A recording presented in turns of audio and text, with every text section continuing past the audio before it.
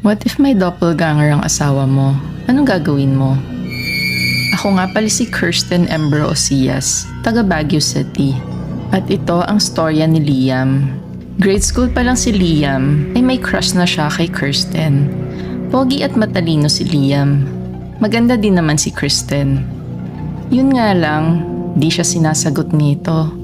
At kahit nasasaktan na si Liam, nililigawan niya pa rin si Kirsten hanggang mag-high school sila. At sa wakas, nagkatuluyan din sila. Mahal nilang isa't isa.